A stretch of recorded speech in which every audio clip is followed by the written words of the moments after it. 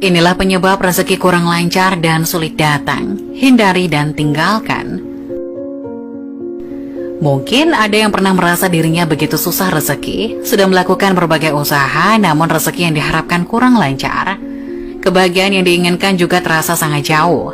Malah kesusahan demi kesusahan datang silih berganti, seolah hidup ini tidak berpihak kepada kita. Lain halnya saat melihat kondisi orang lain, kita seakan melihat orang tersebut hidupnya begitu mudah. Rezeki mereka terlihat lancar, hidupnya pun terlihat bahagia. Lalu muncullah rasa iri terhadap rezeki orang lain seiring dengan munculnya pikiran negatif, sehingga kita memandang curiga kepada orang lain tersebut. Muncul anggapan kalau uang yang dihasilkan orang lain dari hasil korupsi, dari hasil menipu orang, atau bahkan dia malah bersekutu dengan jin pesugihan karena tidak terlihat bekerja keras, serta dugaan negatif lainnya. Justru yang harus kita lakukan adalah menghilangkan sifat iri dalam diri. Mari sama-sama mengoreksi diri masing-masing. Ini untuk mengetahui apakah kesusahan demi kesusahan yang datang, termasuk kurang lancarnya rezeki kepada kita karena ulah kita sendiri. Allah Subhanahu wa Ta'ala tidak akan menganiaya hambanya dan senantiasa mempermudah jalan hambanya. Namun mengapa seolah rezeki masih saja sulit datang kepada kita? Perhatikan, ada 9 hal yang dapat menyebabkan rezeki kurang lancar. Siapa tahu masing-masing dari kita masih ada yang melakukan hal-hal berikut ini. Apakah kita masih melakukan kemusyrikan atau berbuat syirik meski hanya dalam hati? Yang dimaksud syirik adalah menyekutukan Allah dengan sesuatu, bisa benda, tempat, manusia, dan lain sebagainya. Satu contohnya seperti kita percaya bahwa rezeki yang datang kepada kita karena mempunyai benda keramat yang kita punya. Benda itu memiliki petuah dan mendatangkan rezeki. Padahal rezeki datangnya hanya dari Allah melalui apa yang dikehendaki. Apabila rezeki datang melalui seseorang, berterima kasihlah kepada Allah dan bersyukurlah kita dipertemukan oleh Allah kepada orang tersebut, bukan beranggapan yang memberikan rezeki adalah si fulan. Anggapan yang salah adalah kalau tidak karena si fulan, saya tidak bisa apa-apa. Padahal Allah Subhanahu wa Ta'ala yang memberikan rezeki kepada kita semuanya. Berterima kasih kepada si fulan boleh saja asal tidak berlebihan.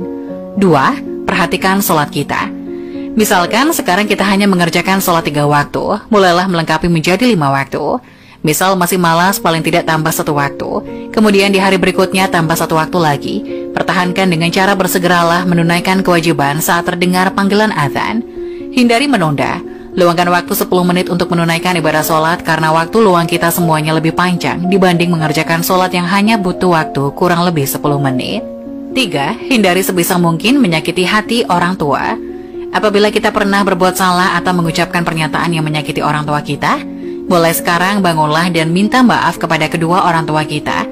Karena ridho Allah Subhanahu wa Ta'ala ada pada ridho orang tua juga.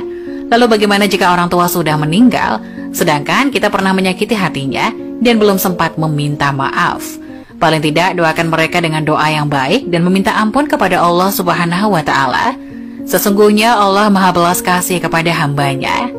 4. Apakah kita memakan harta yang bukan hak kita? Dalam hal ini sangat luas penjelasannya, namun saya contohkan yang mudah saja.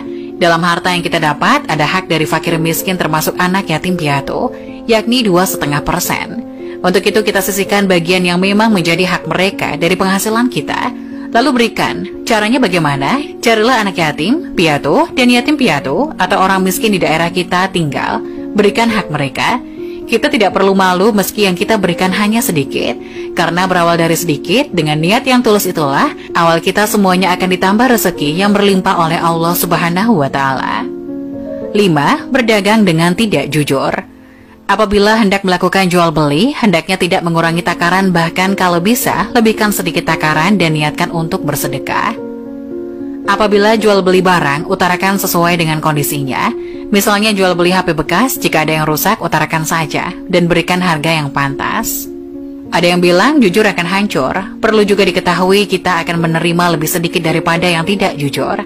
Tapi yakinlah, kita akan mendapat lebih besar di kemudian hari.